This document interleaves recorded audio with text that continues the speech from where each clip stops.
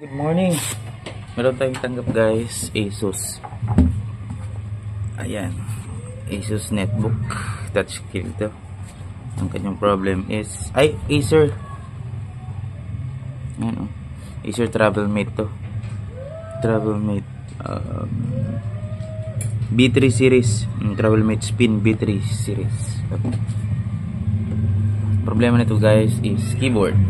Okay, shout out kay Ninang Ate Ipay, shoutout kay Tricia Agapito. Alright, gamit tayo ng ating wireless screwdriver, and at the same time ito yung ating ipapalit na brand new keyboard. So ang problem kasi nito is may mga keys na hindi na napipindot, and at the same time may sariling pindot. So nadadala naman yun minsan sa linis, pero most of the time bumabalik rin naman. Ang pinakang solusyon is to replace the keyboard.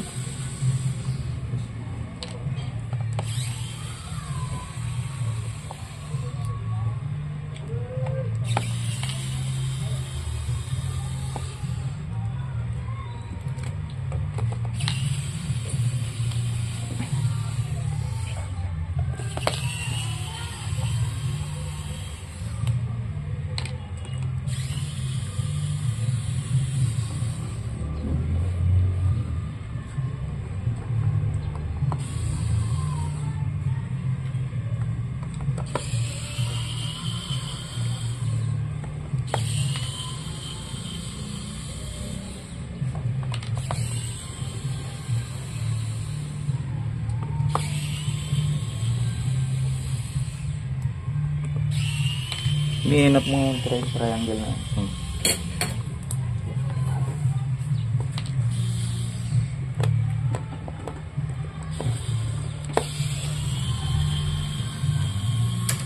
May tutug ba ba? Kasi mag-copyright tayo.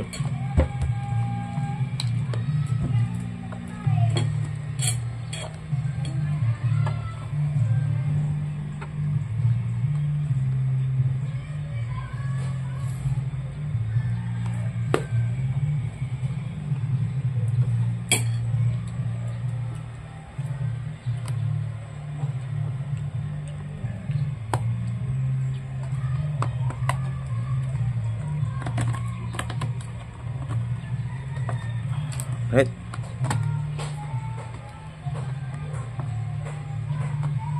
Oops, may isa pa pala.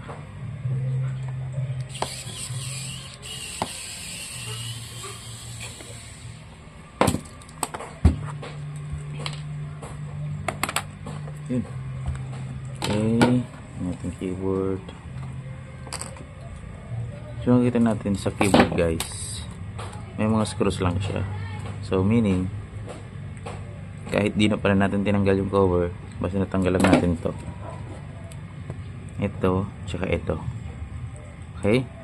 Kasi yan yung lock nya, di ba? Yun so, ganun siya. So yan, lock nito.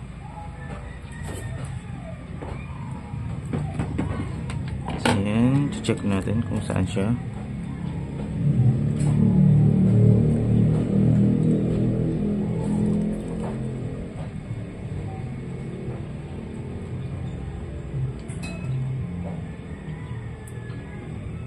Ay, tatanggalin pa rin natin guys.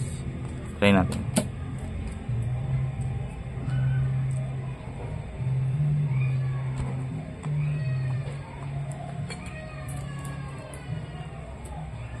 Kasi ito guys is detachable. Tatanggalin natin ito.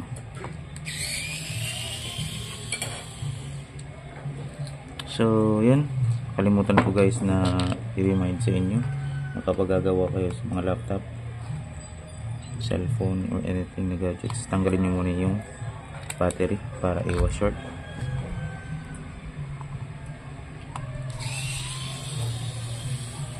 Yan, pag natanggalin natin yun guys, try natin i-detach yung keyboard.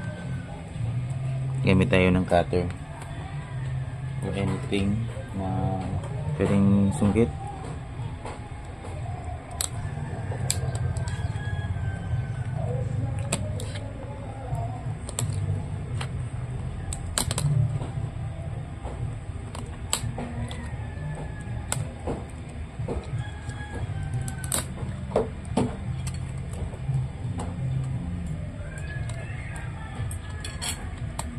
Yun. Kukuha tayo ng opening, guys. Kukuha tayo ng opening. Lagyan na natin yung pang sungkit. Hindi ko mahanap yun ng manipis-nipis.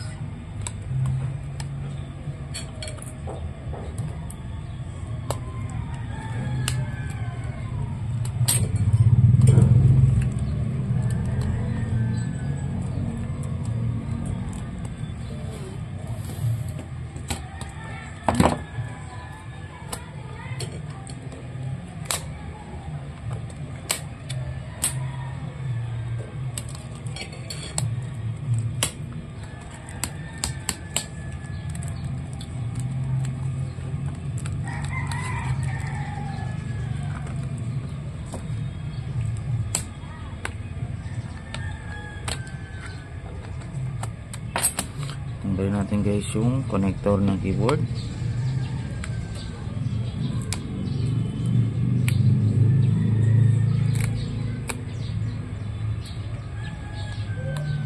At the same time, tanggalin na rin natin yung battery.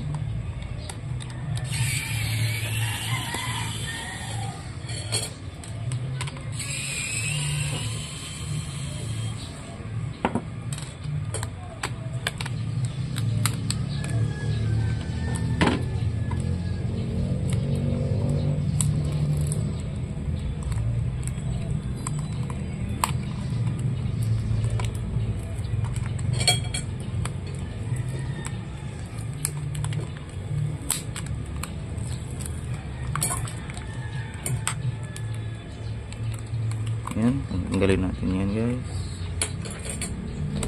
Yan. Yan, gradually natatanggal na.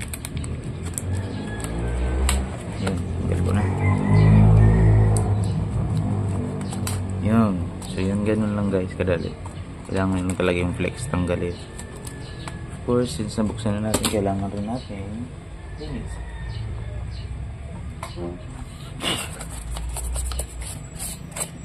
Number one kasing nakakasira ng keyboard is yung sabok, moist at low maintenance habit ng ating mga customers. So pagbalik naman ito guys, kailangan bukas ito. Ilalagay na natin ito guys. Picture natin. Picturean ko lang muna documentation. Okay, documentation. Right, let us now put this LCD. So may adhesive naman, lagay natin ang adhesive.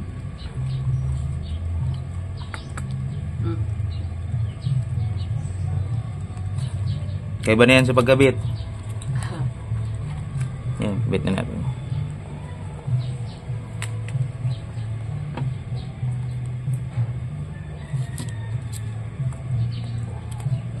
So gayahin muna natin guys ang ating old keyboard. Yan, pagkatupi dito guys, tupi mong ganito hanggang dito. Okay, pantay para at least meron na siyang guide pag tinupi natin mamaya. Dito suksok mo muna dyan, suksok papunta doon guys.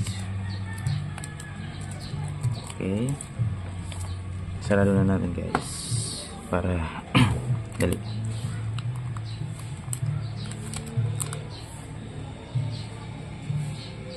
Oops, kasarado. Yan yan. Dito na naman natin lalagay. Okay, madali di ba? Oh. Dali na pagka. Na. Butang na sa uno. Nagwala na sa nang aldaw. Na uno. Sa tupad. Okay. Phone mo.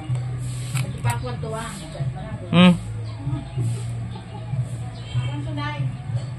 Ano? 9. Ay, isa akong sunayin.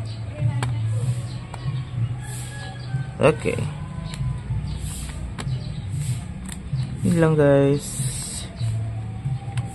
Yan lang po ang proper replacement ng keyboard nitong Acer Spin B3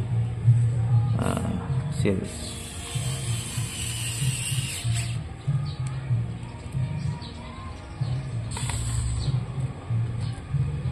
Sa mga magpapagawa guys, so located po ako sa Albay, Bonbon Liwan Albay.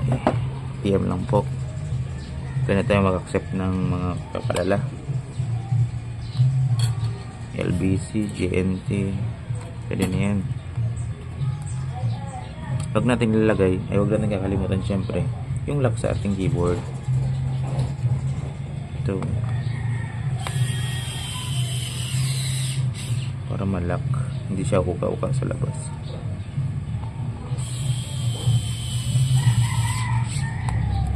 Check natin. O, diba? Ganda na naman.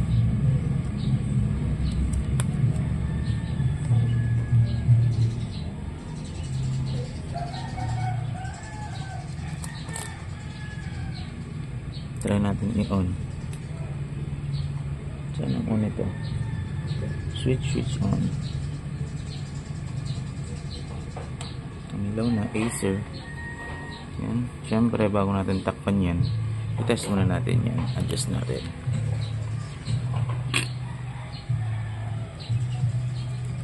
Liwan agad.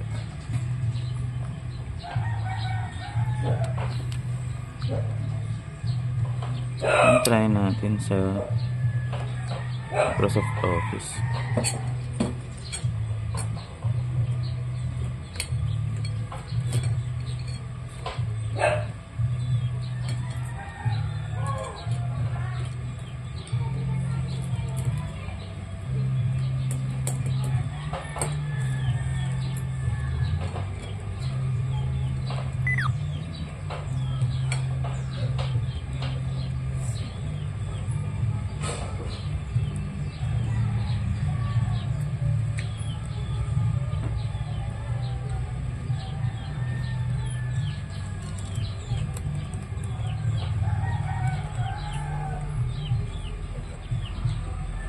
Goods naman guys. Gawan kaya kami kanina, naglumbia kami. So mga abuan. Okay, working.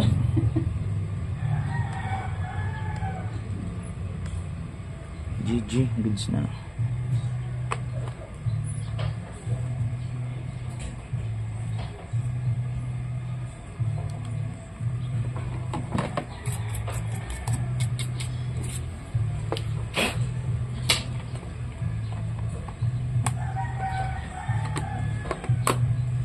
Gusto naman yan. 3 shade eh.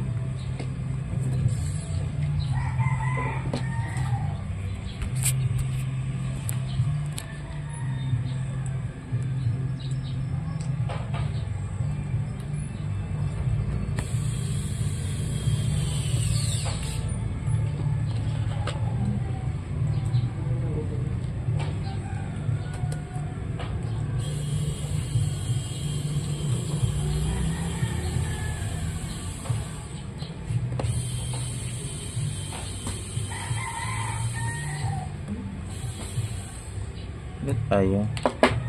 Check natin. Ay, hindi ito. Mali yung suka ko.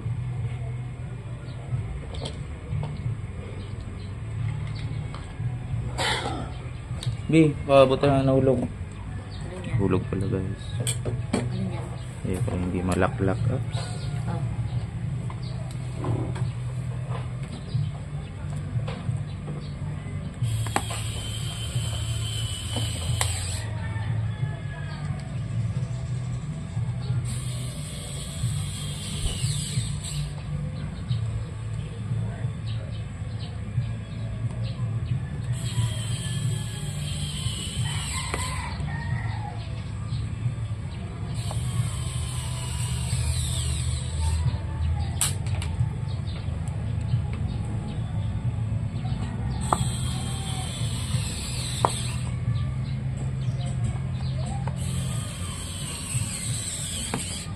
Yan, so technician po tayo for almost 6 years na. So tagal-tagal na guys, since nag-aaral pa ako ng grade 12.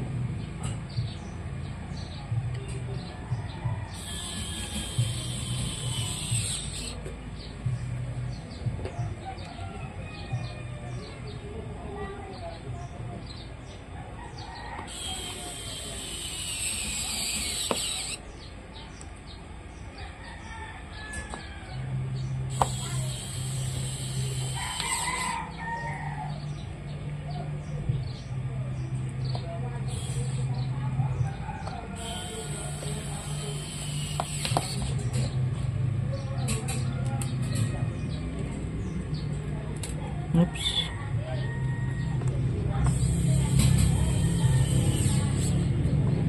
Okay na guys. Goods na goods na. Gina Gina.